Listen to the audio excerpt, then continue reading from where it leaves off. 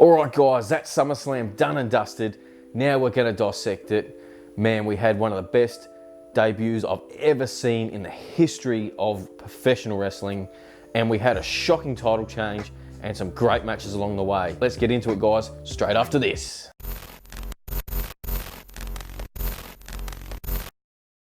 Alright guys, welcome to Wrestling Mate. That's right, Wrestling Mate. Here on this channel guys, we talk about all things wrestling. But today we're going to be talking about SummerSlam 2019, the fallout. So SummerSlam started off with Becky Lynch versus Natalya for the Raw Women's Championship. Now I was interested to see who the crowd was going to go for in this one because she's a face and she's normally red hot for her wherever she goes. Then we got Natalya, who is, you could probably say homegrown, being from Canada. SummerSlam was held in Toronto, Canada. So it was interesting to see what was going on there. They both came out wearing attires that I thought they could have been tag team partners. I mean, who thought that one through? I mean, they looked like they were tag partners. Like almost identical outfits. I don't know what happened there. I mean, that's something that should never happen in my opinion. That's just a minor critique, but anyways, the match itself, pretty good. Actually pretty good.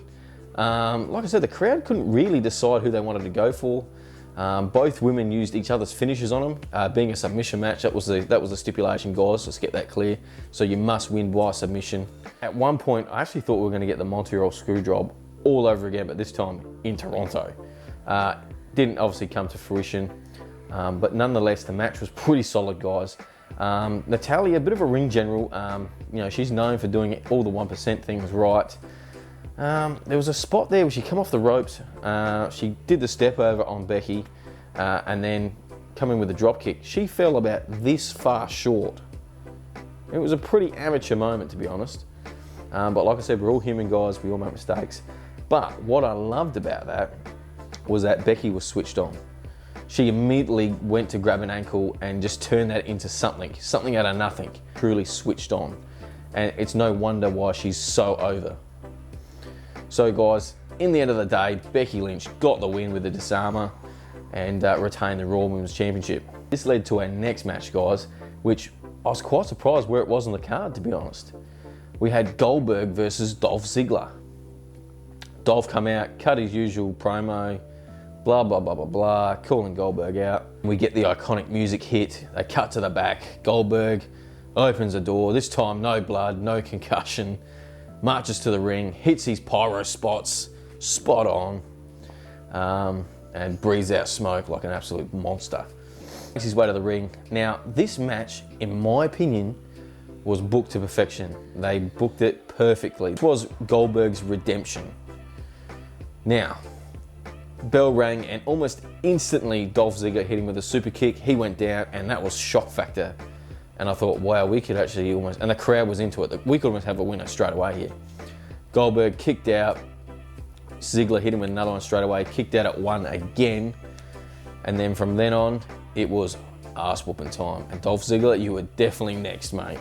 Goldberg then lined him up, hit him with an hellacious spear, and then followed through with the jackhammer for the 1, 2, 3.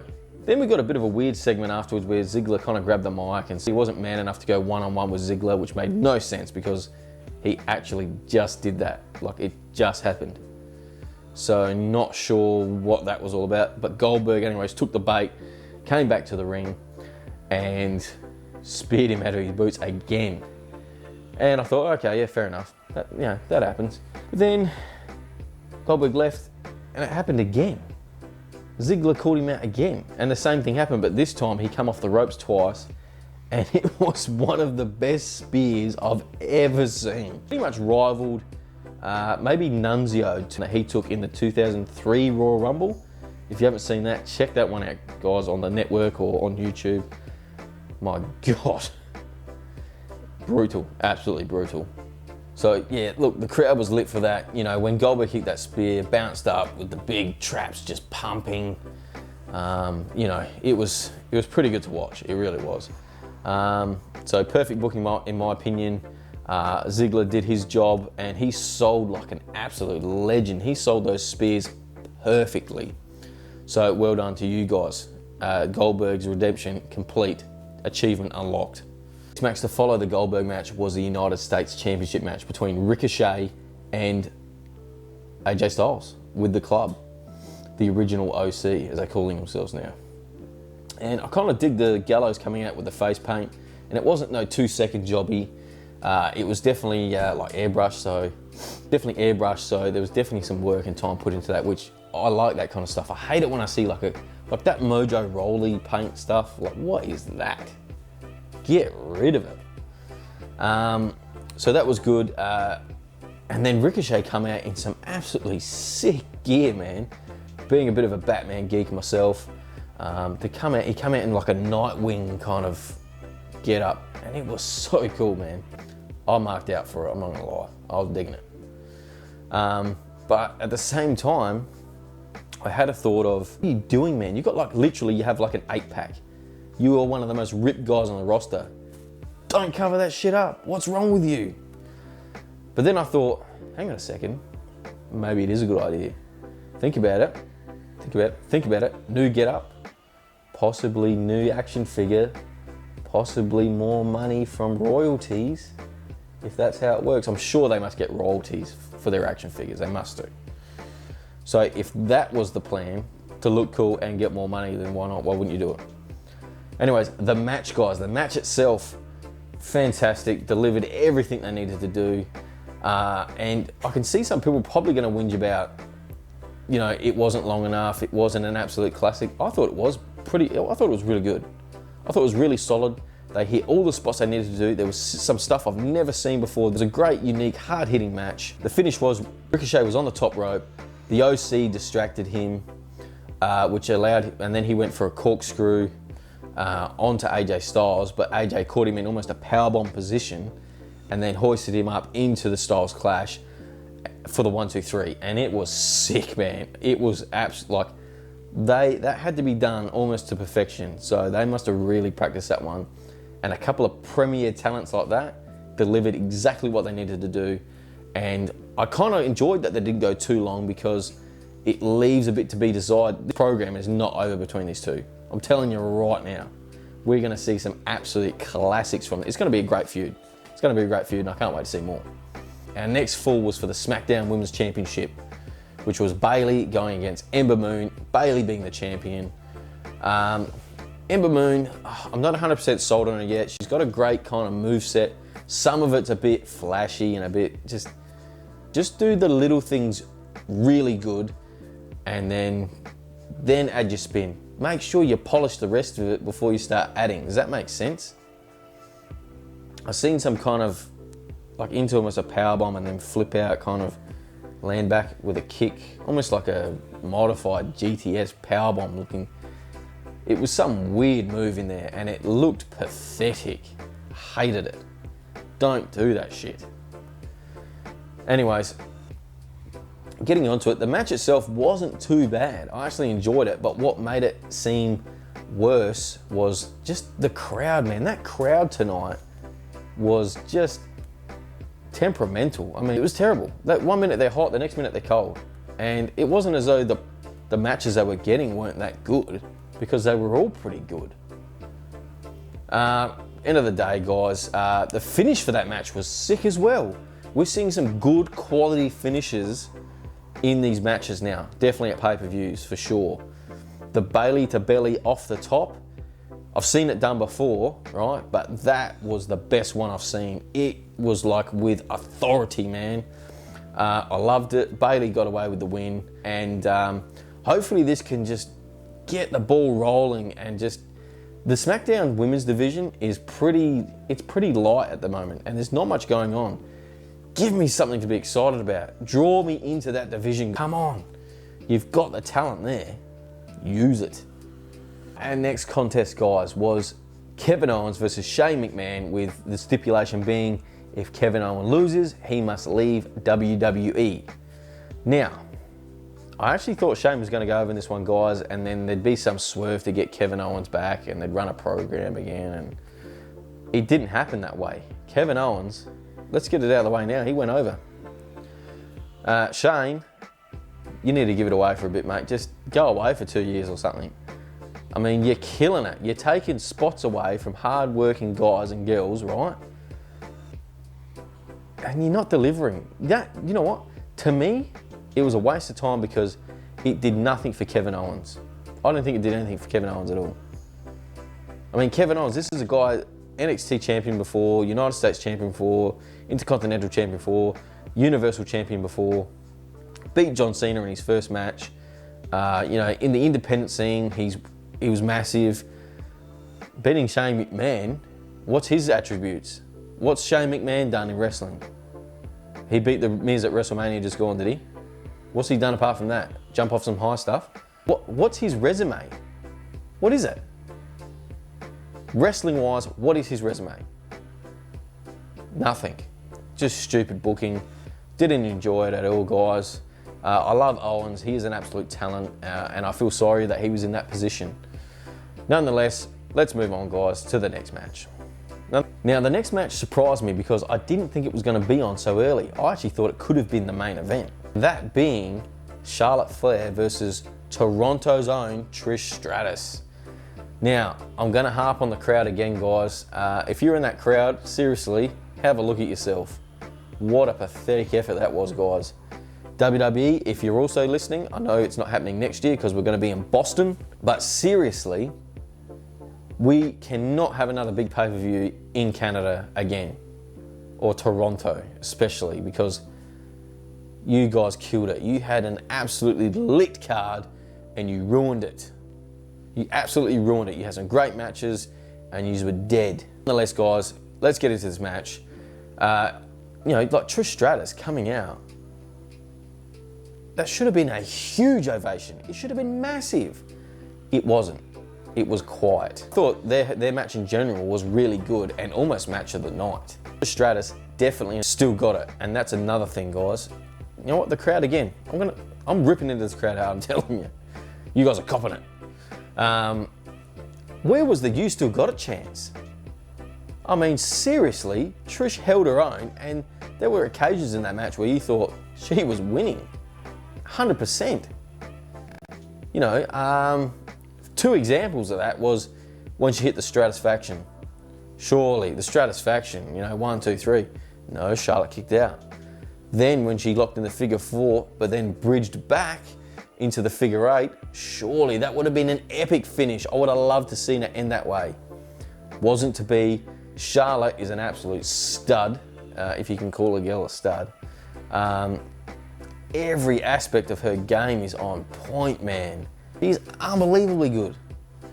And she deserves everything that comes her way. I was impressed 100% the way Trish handled it. I thought Trish was almost better tonight than she was back in her day. I mean, I'd love to see more out of her, but apparently it was the last match, which is pretty disappointing. Charlotte did get the win in the figure 8.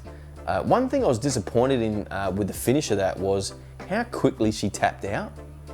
I would have expected more of a fight. Obviously, that's how they booked it, and that's how backstage wanted it, to her to tap really quickly. Personally, I felt she could have fought a bit harder. But that's how it ended, guys. Charlotte with the victory. And then, not many people get this, but as a worker, I did get it. Charlotte left the ring after, and when I say left the ring, she left it for a reason. Not to go backstage, but she left it to give Trish her goodbye. So that shows actually great respect. You might not think this, but behind the scenes, obviously between the two women, and I love the matchup and I love the finish. Trish got the send-off, even though she lost, and the crowd got into that match at the end, and they were definitely loving Trish by the end of it. But shame on you, Toronto. Seriously, shame on you. Should have been into that the whole time, you bunch of muppets. In our next match, guys, I was really excited for this match. I was really excited for it. The story was there. Kofi Kingston, the WWE champion, on his fairy tale run versus Randy Orton, the Viper, the legend killer, you know, SummerSlam specialist almost, going for that 14th world title run. The story was perfect and held Kofi down back in the day. WWE's production of that stuff is fantastic. The video package they put together for that was brilliant. But the match, guys, absolute yawn fest. I'm getting tired just thinking about that one. Seriously, it went way too long.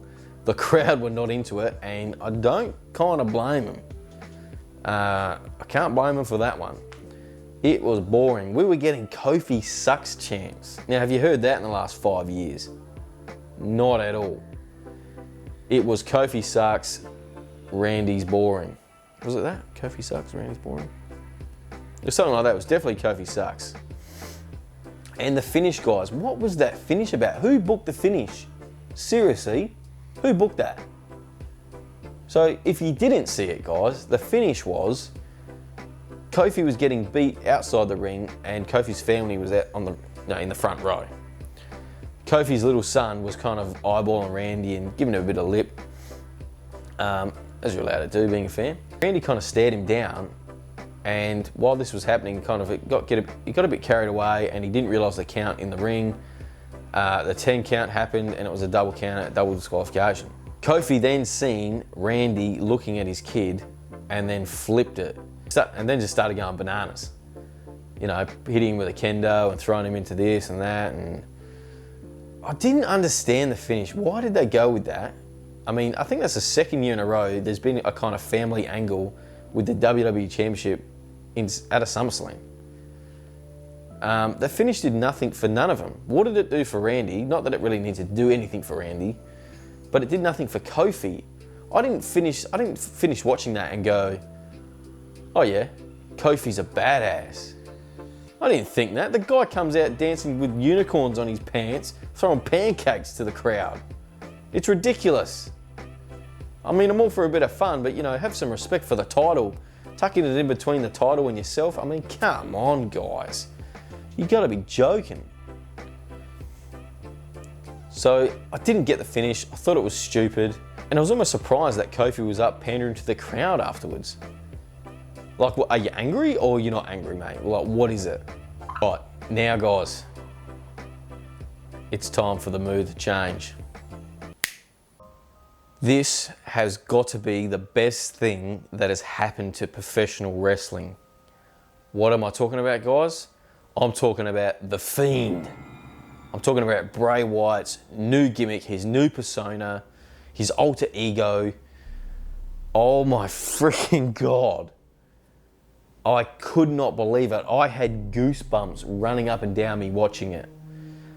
I was worried about the entrance, how it was going to go down. Within 10 seconds, all that was put to rest. They have an absolute winner on their hands. Absolute winner. Everything about that debut of that character was amazing.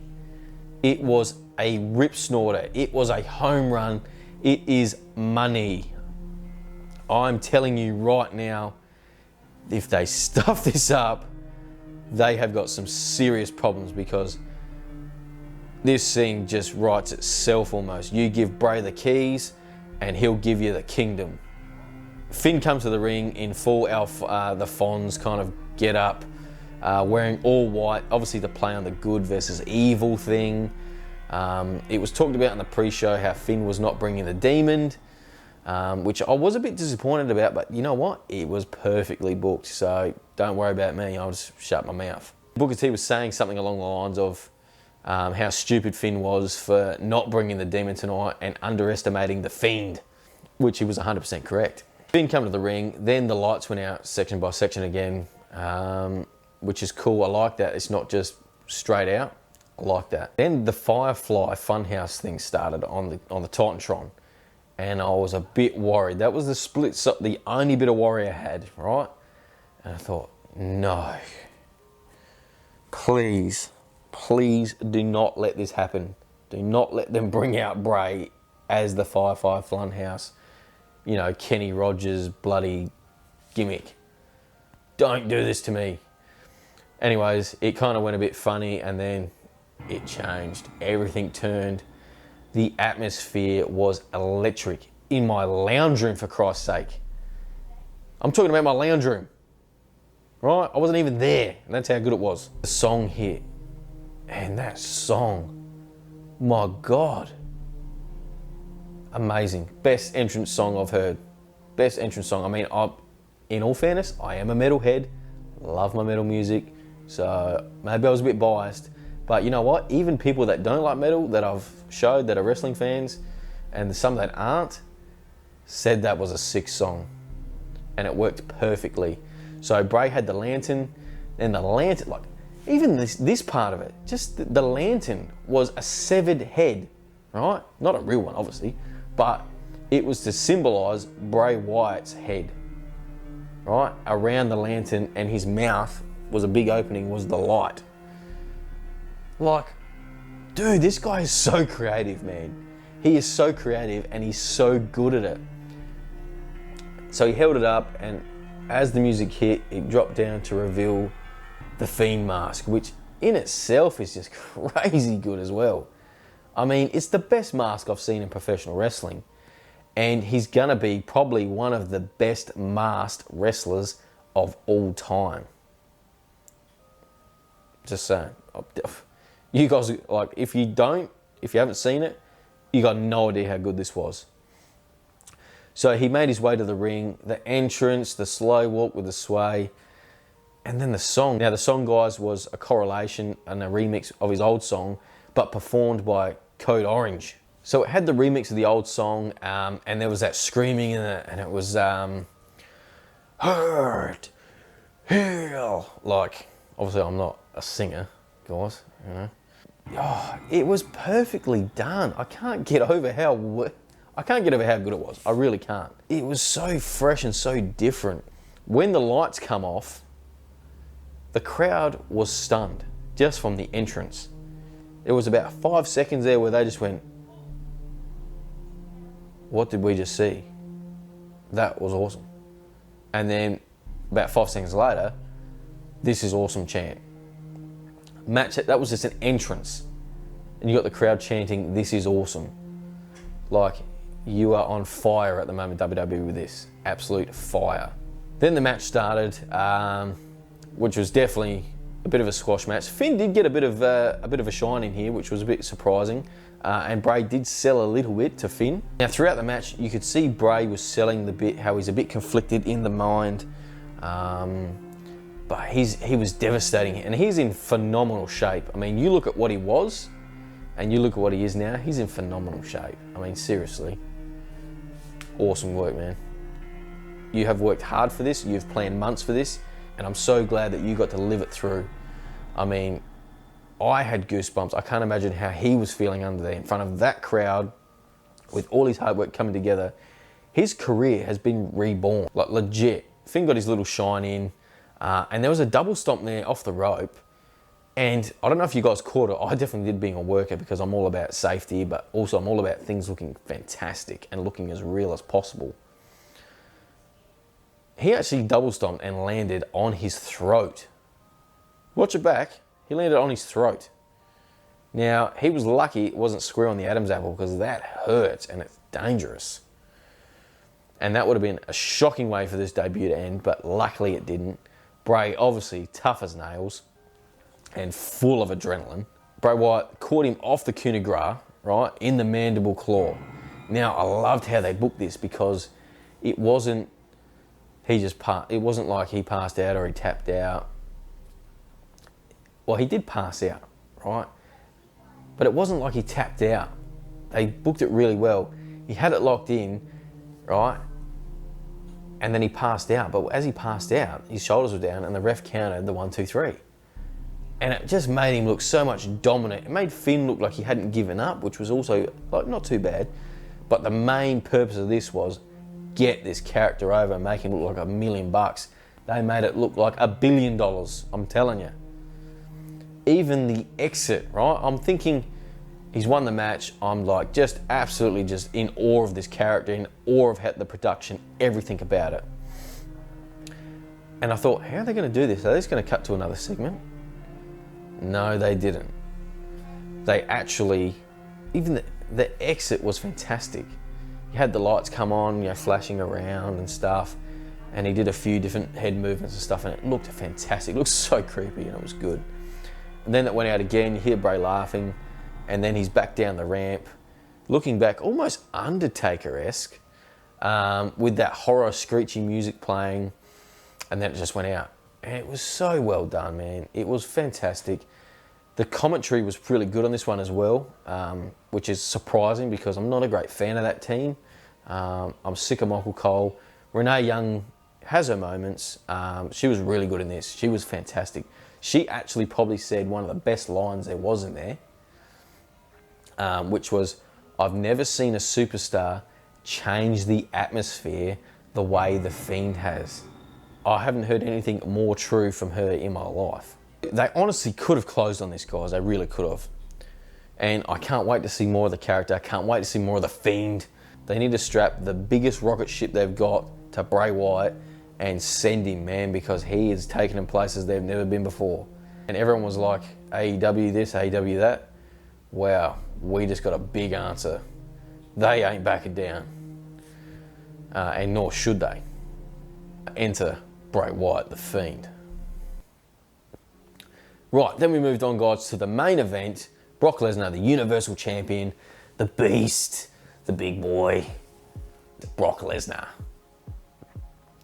versus Seth Rollins, the Beast Slayer.